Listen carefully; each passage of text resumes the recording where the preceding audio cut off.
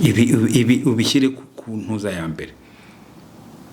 Ikindi umenye ko biriya batubwiye ngo ibyaha, ngo uzajye mu byaha, ngo kubera ko wasambanye, ngo kubera ko wafashe ikintu cy'undi, ngo Imana izakujyana mu ijuru. Kiriya cyaha ntabwo kibaho.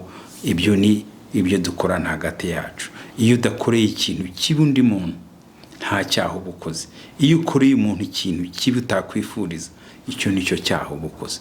Ubu ukikoreye undi mugenzi wawe, kandi wibuke ikintu cyose kiba ukoreye mugenzi wawe kirakugaruka. Ni wowe kigaruka. Judgment ntugire ngo hari ahandi uzayibona, ni wowe ugarukaho. Kunda mugenzi wawe nk'uko wikunda.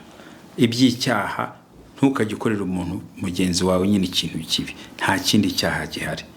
Gusambana babidushyizemo ko ari icyaha, nta cyaha kirimo. Gusambana birimo aho umwana avuka, Imana ziva gusambana.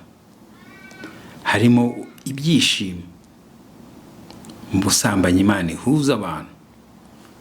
Harimo ababigira umwuga kugira ngo babashe kubaho, babashe gutunga abana babo, nabo bakitunga. Izo niko kazi k'igitsina. Igitsina ntabwo bakizaniye, Imana yakizaniye kukigira icyaha. Ariko